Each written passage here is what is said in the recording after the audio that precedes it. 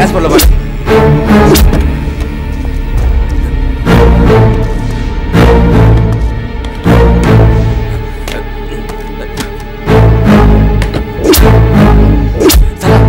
இங்க டைரி மட்டும் தான் இருக்கு. அந்த பக்கம் பாரு. வாசு, இந்த பக்கம் இல்ல வாசு. நீ போய் பக்கத்துல யாரோ டாக்டர் இருக்காங்களான்னு பாத்துட்டு வா. நான் இங்க மாத்திரை இருக்கான்னு பாக்குறேன். சரி.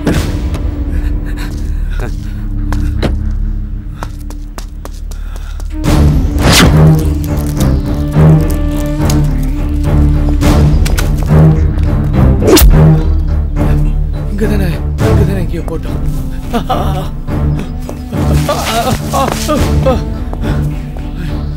வாசு, வாசு, வாசு, நான் எவ்வளவு தேடி மாத்திரை கிடைக்கல. நீ டாக்டர் பாத்தியே, என்னாச்சு? டாக்டர் இல்லையா? மஞ்சள் போடுமா? வா சரி, வா போலாம். வா.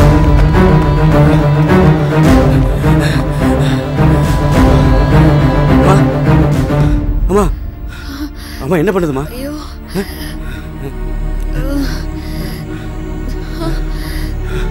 டேப்லெட் எடுத்துட்டு வந்துட்டீங்களா?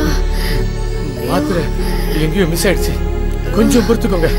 நான் போய் பக்கத்துல யாரோ டாக்டர் இருந்தா உடனே கூட்டிட்டு வந்துடுறேன். என்ன சொல்றீங்க? உடனே சென்னைக்கு போயிடலாம். ப்ளீஸ்.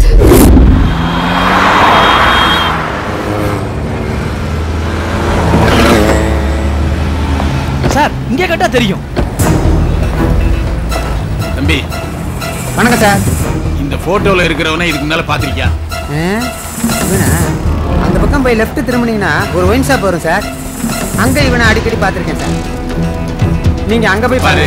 இவன் பெரிய கிரிமினல். அதனால மறுபடியும் பார்த்தா கண்டிப்பா இன்ஃபார்ம் பண்ணணும். பண்றேன் சார். மறக்காம சொல்லணும். சொல்றேன் சார்.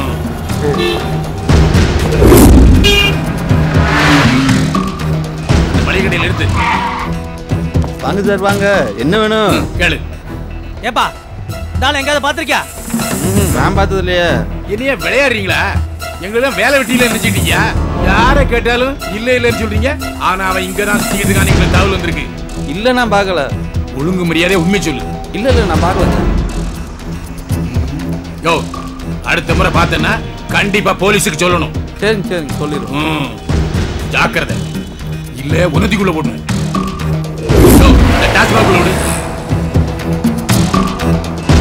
யோ, வண்டி எங்கே இருந்தியா? இருங்கய்யா, 10 கையா இருக்கு. ஒரு ஆளுக்கு தானே தர முடியும்.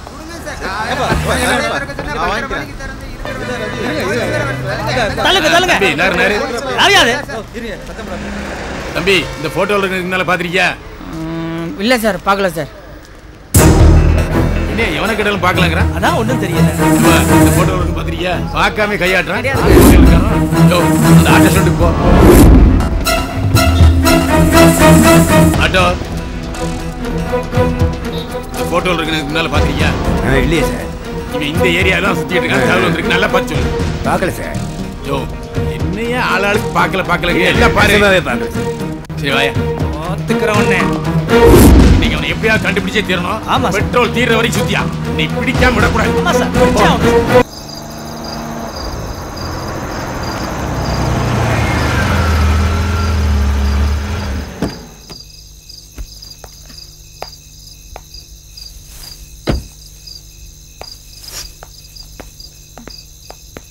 அடடே, என்னம்மா அதுக்குள்ள வந்துட்ட?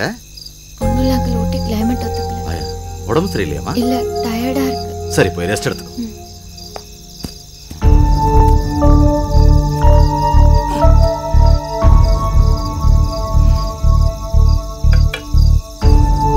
ஏன்டா நிக்கிற? உட்காரு.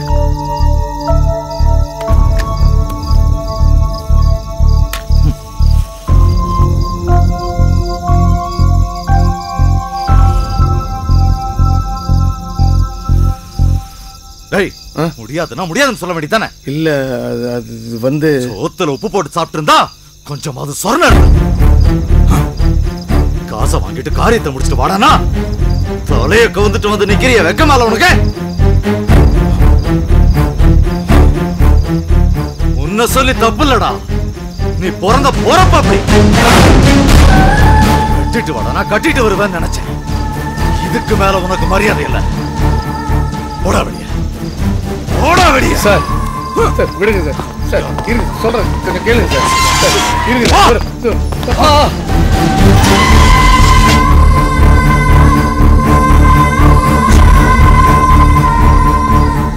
என்ன சொல்லணும்?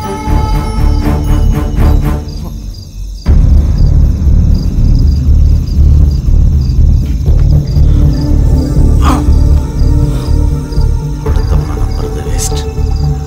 கையில வெண்ணைய வச்சுட்டு நெய் கலையக்கூடாது. அவன் நம்ம வீட்டுக்குள்ள இருக்கா, நாமளே போட்டு தள்ளிட்டு வழிய சதா மேல போட்டுற வேண்டியதான்.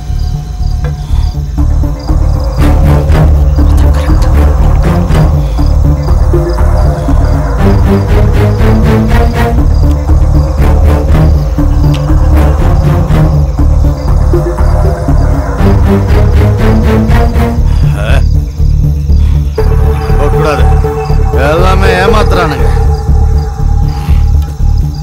நம்மளே கதையை முடிச்சிடாண்டிதான்.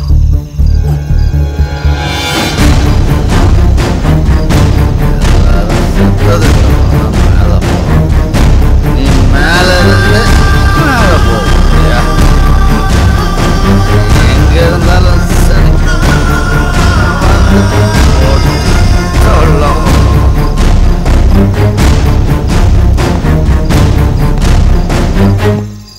இல்ல டாக்டர், இது வரைக்கும் என்னை சுத்தி உள்ளவங்க யாருக்கும் என்னை பத்தி நான் சொல்லிக்கல.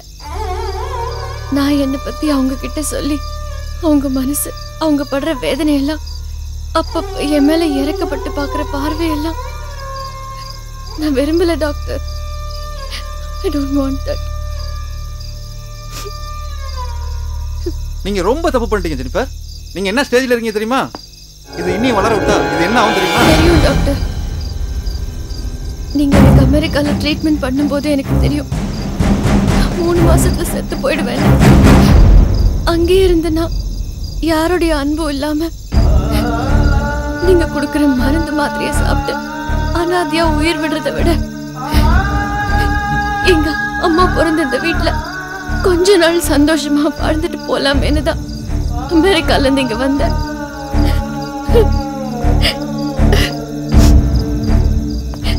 இங்க வந்ததுக்கு அப்புறம் தான் தெரிஞ்சது என் மாமா இருக்காரு என் மேல எவ்வளவு பாசம் வச்சிருக்காரு தெரியுமா? இவ்வளவு ஏன், ஒரு நாள் பேங்க்ல இருந்து வந்து அவரை அவமானப்படுத்தி பேசியிருக்காங்க. வாங்கின கடனுக்கு வட்டியும் முதலமா கட்டுன்னு சொல்லியிருக்காங்க. அப்ப கூட அவர் என் சொத்தை பத்தி ஒரு வார்த்தை கேட்கல டாக்டர். இன்னொருத்தரா இருந்திருந்தா என்ன எப்ப அடையலாம், என் சொத்தை எப்ப பறிக்கலான்னு சொத்து மேலயும் சொகுத்து மேலயும் குறியா இருந்திருப்பாங்க.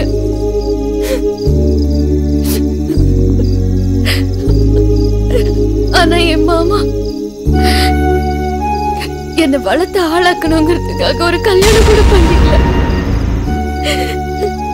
இந்த விஷயத்தை பத்தி எனக்கு தெரியாதுன்னு நினைச்சிட்டு இருக்காரு. ஆனா அவருக்கு தெரியாமலே நான் பேங்க் கடன் எல்லாம் அடைச்சிட்டேன். இந்நேரம் இன்டிமேஷன் லெட்டர் கூட அவர் கைக்கு போயிருக்கும். எல்லாம் சரிதாமா, ஆனா உங்களை கொஞ்சம் நினைச்சு பாருங்க.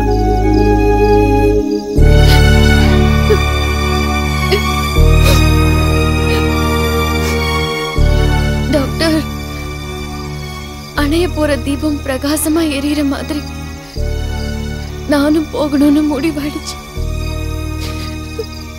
அது போகிற வரைக்கும் யாருடைய மனசையும் புண்படுத்தாம புன்னகையா சிரிச்சுக்கிட்டே போயிடுறேன் டாக்டர். என்ன ஜெனிஃபர் நீங்க முட்டாள்தனமா பேசுறீங்க?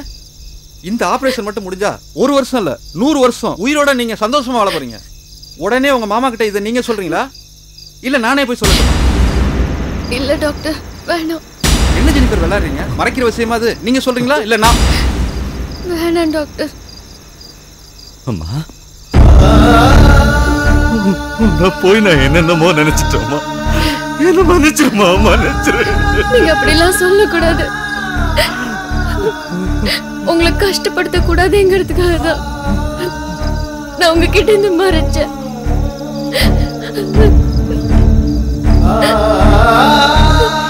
இனி நீ ஒரு வார்த்தை கூட பேசக்கூடாதுமா. நீ கிளம்பு. டாக்டர் சொன்ன மாதிரி உடனே உன் நோயை குணப்படுத்தணும். ப்ளீஸ் டாக்டர், நீங்க போன் பண்ணும் போதெல்லாம் நான் எடுத்து பேசிட்டேன். என்ன மன்னிச்சிருங்க டாக்டர், என்ன மன்னிச்சிருங்க. என் பொண்ணை காப்பாத்துங்க டாக்டர். எத்தனை கோடி செலவானாலும் பரவாயில்ல டாக்டர், என் பொண்ணை காப்பாத்துங்க டாக்டர், காப்பாத்துங்க ப்ளீஸ் டாக்டர். கிளம்புங்க. ஆமா